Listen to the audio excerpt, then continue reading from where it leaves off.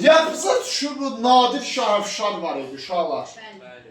Əfşarlar imperatoru idi. Neçənci illərdir? 736, bir də o. Şah, Nadir Şah Əfşar nə vaxtdır? 736. 36, 47.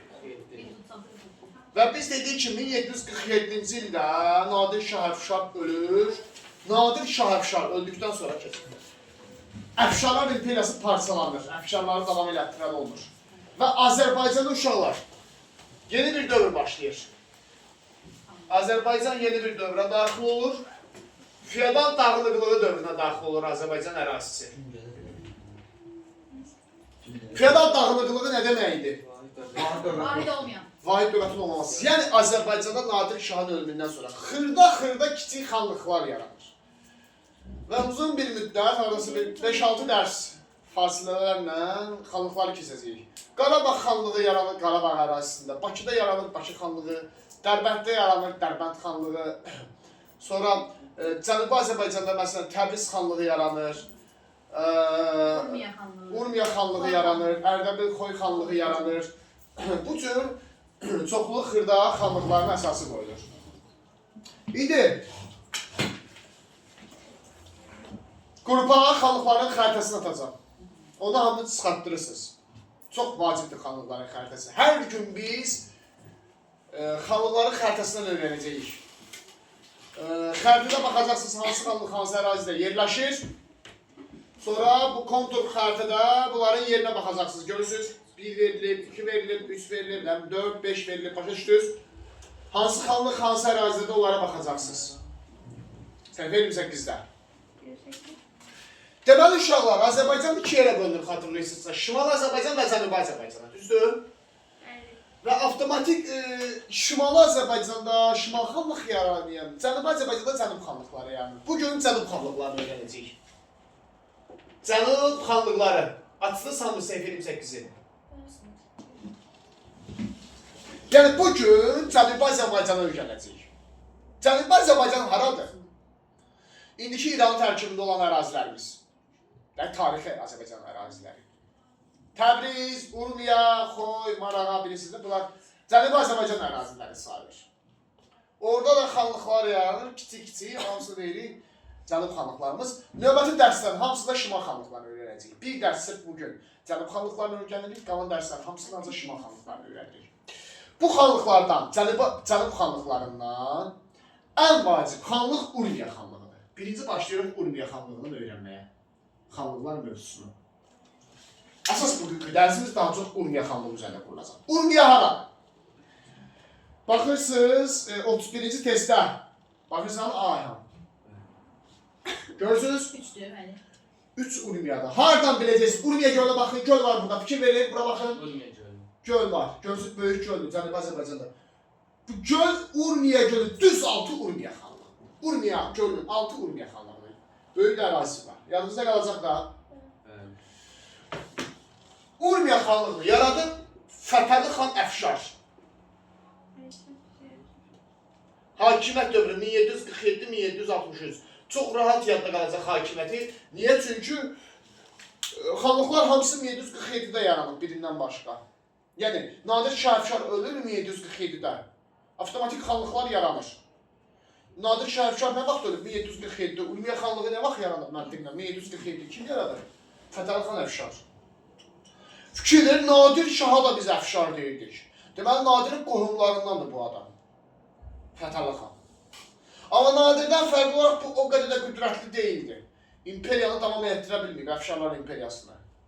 Başa düşdünüz? Fətəli xan Əfşar 1747-1763-cü illərdə hakimiyyətdə olmuşdu. Əfşarlar imperator olubdu. İndi Fətəli xan Əfşar çox güclü hökmdardır. Və Fətəli xan Əfşar birləşdirmə siyasəti həyata keçirir. Uşaqlar, birləşdirmə siyasəti nə deməkdir? Birləşdirmə siyasəti nə deməkdir? Bəzi xanlar var idi ki, bəzi hökmdarlar var idi ki, onlar Azərbaycanı birləşdirmə siyasəti həyata keçirirlər. Yəni nə deməkdir? Urmiya xanlığı da düzdür. Gidib digər xanlığın da ərazisini tutaraq özünə birləşdirirdi ki, bütün Azərbaycanı öz hakimiyyəti altında birləşdirsin. Bu yaxşı bir şeydir də, Azərbaycanı birləşdirmək. feodal dağınıqlığına son qoymaq istəyir. Fətəli xan Əfşar Azərbaycanı çox aktiv şəkildə birləşdirmə siyasəti həyata keçirir. Məsələn, xanlığı yaradan kimi Təbrizi birləşdirir. Təbriz, baxırsınız, düz Urmiyanın, Urmiya gölü sağındadır, bəli, orta tərəfdə. Birləşdirir. Qaradağı birləşdirir. Bu Qarabağ deyil ha. Qaradağ. Qarabağ ayrı, Qaradağ ayrı. Bakıya çıxırsan yuxarı Qaradağ. Yox, yox o Qaradağ deyil. Qaradağ sevdi. Bu İrandadır Qaradağ. Ha.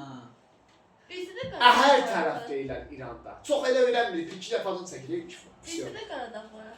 Bizdəki Qaradağ ayrı Qaradağ. O vahşi keçmirik. Ona götürürlər adını. Yox, onun dəxli yoxdur. Qaradağ Cənubi Azərbaycan xanlarıdır, belə bilir. Düz bu Təbrizin biraz üstüdür. Şəkini asla salıb. Şəki özü də güclü xanlıq olub. Şəkini asla salıb. Urmiya xanlığı. Qarabağı asla hala salıb. Xoy da Cənubi Azərbaycandır, İran tərəf. İndiki.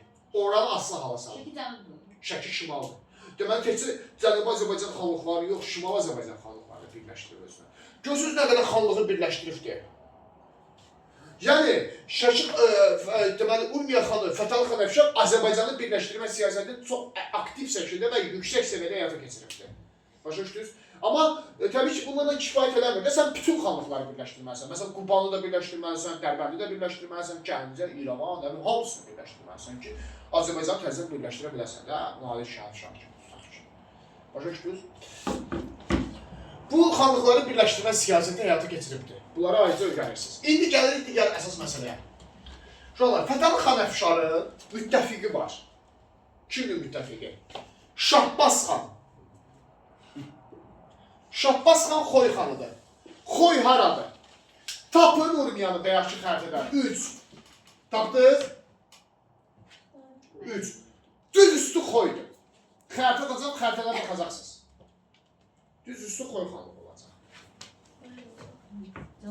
Səndə var ya xanlıqların xəritəsi. Amma oradan öyrənəcəksiniz. Şahbaz xan bunun müttəfiqidir və Fətəli xan Əfşara tabi olub. Şahbaz xan köməyi ilə Azərbaycanı birləşdirmə siyasəti keçirir. Fətəli xan Əfşar, elə? Amma bu düşmənləri də var, uşaqlar. Fətəli xan Əfşarın düşməni də var. Birincisi, Məhəmməd Həsən xan Qacar, belə biri var. Bu İran tərəfdən gəlir. Qacarların başçısıdır, bu düşmənidir. Bir də Kərim xan Zənd, qoca qurd. Çox ağıllı adamdır Kərim xan Zənd. Bu çox yaxşı yadda saxlayır. Çox danışacaq Kərim xan Zənd. Növbəti dərslərdə də. Bu Şiraz hakimidir. Bu Şiraz vilayəti Farsların çoxluğu olduğu tərəfdir, İran tərəflər. Şiraz vilayəti var. Oranın hakimi var, Kərim xan Zənd. Çox təcrübəli bir adamdır əslində, siyasətdə dərin biliyi olan bir adamdır. Fətəli xan Əfşarı gördüyünüz kimi işi çətindir. Deməli, bunlar Fətəli xanın düşmənidir. Niyə? Çünki Fətəli xan neyini birləşdirmə siyasəti keçirir, düzdür? Bunlar da onun əksini edir. İstəyir özləri Azərbaycanı işğal eləsinlər. İstəmirlər Fətəli xan Əfşar Azərbaycanı birləşdirsin. Özləri Azərbaycanı işğal eləmək istəyirlər çünki. Başa düşdünüz? Fətəli xan Əfşar Azərbaycanı birləşdirməyə çox yaxın olur. Əsas da Qarabağın tutulmasına. 1759 Qarabağ tabe edilir. Bunu çox yaxşı yadda saxlayın uşaqlar. Qarabağ tabe edilir, Qarabağ xanlığı. Fətəli xan Əfşarın birləşdirmə siyasətində ən böyük uğuru Qarabağın tabe edilməsidir. Niyə? Baxın 29-cu testdə. Rəyən bax səndə. 3 Qarabağdır uşaqlar. Görün nə boydadır Qarabağın ərazisi, necə genişdir. Qarabağ xanlığının ərazisi. Gördünüz? Amma ondan əlavə olaraq bir məsələyə fikir verin. Qarabağ düz ortada yerləşir. Diqqətlə baxın. Aşağısı düz Cənubi Azərbaycan, yuxarısı Şimal Azərbaycan, düzdür? Yadda saxlayın. Biz Qarabağ xanlığını da əlavə keçəcəyik, orada ətrafını deyəcəyik ki, xanlıqlar dövründə ən çox Qarabağ xanlığı ərazisinə hücum olubdur. Çünki o mərkəzdə yerləşir. Çünki mərkəzdə yerləşir. Tutaq ki, sən şimaldakı bir xanlıqsan, düzdür? Azərbaycanı birləşdirmək istəyirsən. Mütləq Qarabağı tutmalısan. Cənuba keçmək üçün. Yaxud sən bir Cənub xanlığısan, Urmiya xanlığısan. Azərbaycanı birləşdirmək istəyirsən. Yenə sən birinci Qarabağı tutmalısan ki, şimalı keçə biləsən Qarabağın üstündən. Yəni Qarabağ ən vacib xanlıqlardan biri idi. və ən çətin tabe edilməsi olan xanlıqlardan da biri idi. Qarabağı tabe etmək çox çətin məsələ idi. Biz Qarabağ xanlığının tarixini deyəcəyik. Qarabağa çoxlu hücumlar olacaq, heç kim tutamayacaq. Bir yana 1759-da Fətəli xan Əfşar Qarabağı birləşdirə bilmişdi. 1763-cü ilə qədər, bax bu 4 illik müddətdə 1759-1763 arası Qarabağ Urmiyadan asılı hala düşürdü. Başa düşdünüz? Qarabağ xanlığının tarixi. Onda demək olar ki, Fətəli xan Əfşar Azərbaycanı birləşdirmək çox yaxınlaşır. Onda Kərim xan aktivləşir. Ne edir? 1761-də məşhur bir döyüş var, Qara Çəmən döyüşü. Qara Çəmən döyüşü baş verir Kərim xan Zəndlə. Kərim xan Zənd kimdir? Şiraz hakimi. Kərim xan Zəndlə Urmiya xanlığı arasında uşaq var. Deməli, Kərim xan Zənd və Urmiya xanlığı arasında 1761-ci ildə Qara Çəmən döyüşü baş verir. Kərim xan Zənd Şiraz vilayətinin hakimi yığır qüvvələrini hücum edir ki, Fətəli xan Əfşarın üstünə. Niyə? Çünki istəmir Fətəli xan Əfşar Azərbaycanı birləşdirsin. Çünki özü Azərbaycanı işğal eləmək kimi bir planı var da, o sözdə başa düşdünüz. Burada Kərim xan Zənd qalib gəlir Fətəli xan Əfşara.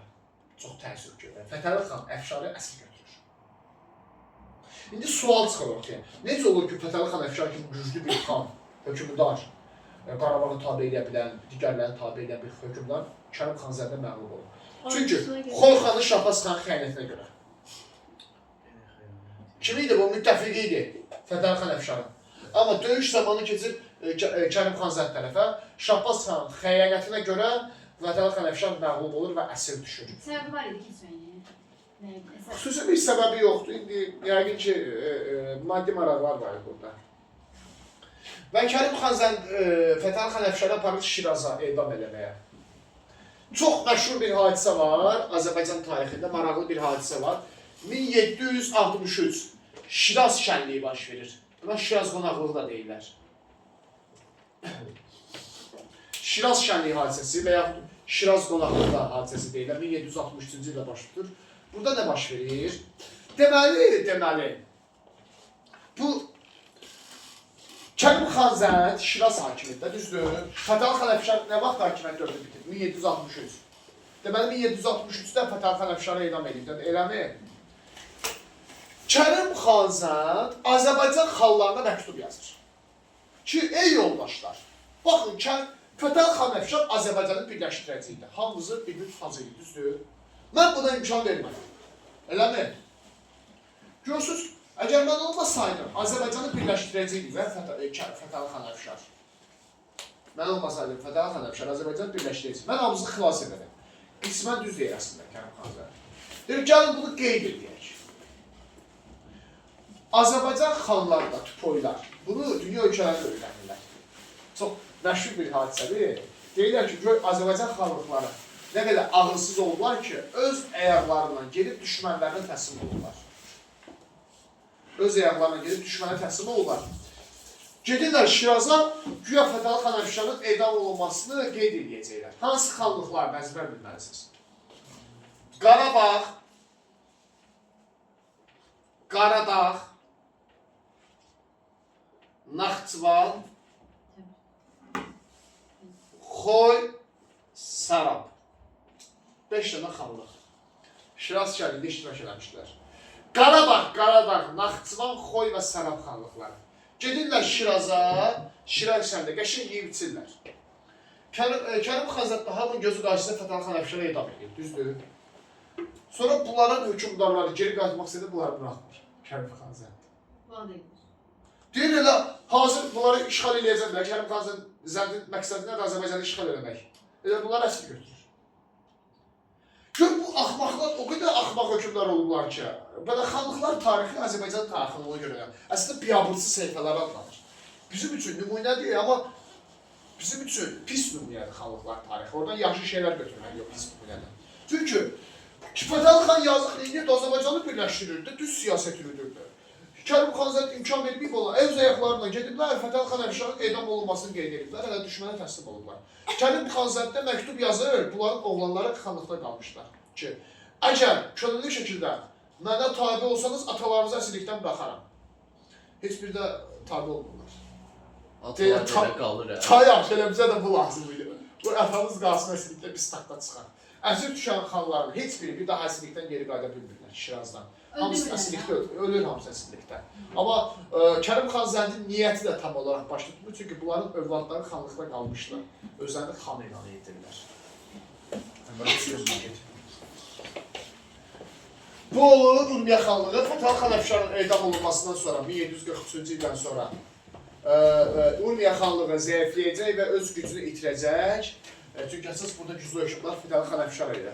Və bir daha Fətəli xan Əfşar edam olunmasından sonra bir daha Urmiya xanlığı birləşdirmə siyasəti keçirə bilmir heç vaxt. Bundan sonra zəifləyir Urmiya xanlığı. Başa düşdünüz? Bu oldu Urmiya xanlığının tarixi.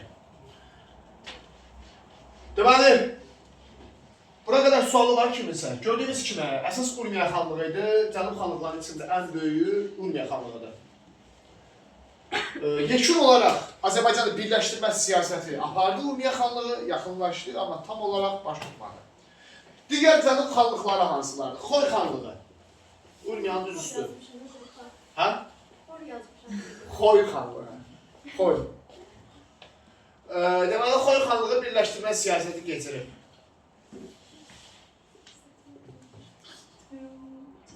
Xoy xanlığı da Azərbaycanı birləşdirmə siyasəti keçirmişdir uşaqlar. Xoy xanlığın birinci hökmdarı Şahbaz xan olub, bayaq dedik. Bu Fətəli xan Əfşar tərəfdəydi, sonra ona xəyanət eləmişdi. Bir də ondan sonra gələn Əhməd xan var. Bunun oğlu. Şirazda əsir düşür Şahbaz xan. Şahbaz xan Xoy xanlığı Şirazda əsir düşür, bir daha geri qayıda bilmir, Kərim xan Zərdin əsir olur. Amma Əhməd xan yerinə gələn Azərbaycanı birləşdirmə siyasəti keçirir. Demək, Xoy xanlığı da birləşdirmə siyasəti keçirir, Urmiya xanlığı kimi oxşar cəhətdir. Amma Urmiya xanlığından zəifdir ümumi olaraq. Urmiya qədər birləşdirmə siyasəti həyata keçirə bilir. Başa düşdünüz? Sonra, elə budur Xoy xanlığı. Digər xanlıqlarımız Cənubi Azərbaycanda Təbriz xanlığı. Təbriz xanlığını yaradıb Əmiraslan xan. Əfşar var axırında. Əmiraslan xan Əfşar. Kimdir Əmiraslan xan?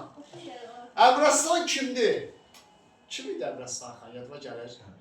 3-cü Samizə üsyanını yatırmışdı. Neçənci ildə? Yadınıza düşürsə bu Nadirin əmsi oğlu idi. Doğma əmsi oğlu. Əmiraslan xan Əfşar.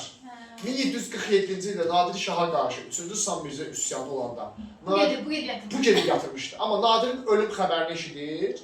Geri qayıtmır. Elə Təbrizdə qalır, Təbriz xanlığını yaradır. Amma əmsoğlu Nadir qədər güclü deyildi ki, bu Əfşarlar imperiyasını yarada bilsin. Ən yaxşı da Təbriz xanlığını yarada bilir. Deməli, başqa hansı xanlığı Əfşarlar yaratmışdı? Urmiyalı. Fətəli xan Əfşar Urmiyada. Əmiraslan xan Əfşar Təbrizdə. Deməli, Urmiya xanlığı da Təbriz xanlığının oxşar cəhətidir. Əfşarlar tayfası tərəfindən yaradılması. Təbriz Urmiya tabi olub, Təbrizin özünün. Əfşarlardadır deyə. Sonra, elə budur. Ərdəbil xanlığı. Bu qədər qısa? Hə. Əsas Urmiya xanlığıdır burada, həcmi böyük olur. Ərdəbil xanlığı. Gəlirik Ərdəbilin xərtidəki yerinə. Ərdəbili baxın xərtidə yerinə. Deməli... Xəzər çayı. Şimaldan. Xəzər yox. Ən axır, Zəncan yandı. Zəncan yandı. Dənizə tərəf var. Bax, bu ərazidir əslində. Bu Urmiyanın düz sağı Təbrizin düz sağı Ərdəbil xanlığıdır. Hə. 5-dir. Yox, vermir. Ona nə imkandır? 5-i düz altı. Sol tərəfi. Ərdəbil xanlığıdır. Xərtidə baxacaqsınız da, göstərəcəm ətrafını. Ərdəbil xanlığından bir də biləcəksiniz ki, bunu Şahsevən tayfası yaradıb. Tayfanın adıdır. Çox döyüşkən tayfadır Şahsevən tayfası. Köçəri xalqdır, Şahsevən tayfası yaradıb.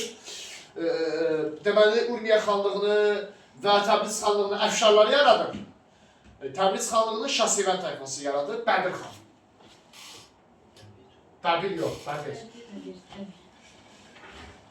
Sonra Bəbir də yadında saxlaya bilərəm. Qarabağ xanlığı. Qarabağ. Qarabağ deyil abi, Qarabağ, İranda. Bunu da yaradıb Kazım xan. Kazım xan yaradıb, Şiraz kənliyində də iştirak edirsiniz ki, Qaradağ xanlığı, bayaq deyil, Qarabağ, Qaradağ, Naxçıvan, Xoy Səran. və ilk sübutu uğrayan xanlıqdır. İlk sübut edən. Bütün xanlıqların içərisində ilk sübutu uğrayan xanlıq Qaradağ olacaq. 1782-də Xoy ilə Qarabağ bölüşdürüb Qaradağı. Demək, Qaradağı Qarabağ işğal edir. Amma Xoy ilə bir yerdə, 1782-də. Xanlıqların içində ən zəif Qaradağdır və ilk sübutu uğrayan xanlıq Qaradağ xanlığıdır. Kazım xan tərəfindən yaradılmışdır. Digərləri var kitabda, Makul, Zəncan, Marağa, onlar lazım deyil, qalsın. Hansılar ki, konspektdə qeyd eləmişəm, sadəcə onları öyrədəcəyiz, bunları. Yaxşı, çətin gəlmədi. Bir dənə paragraf verdim evə, cəmi bir paragraf.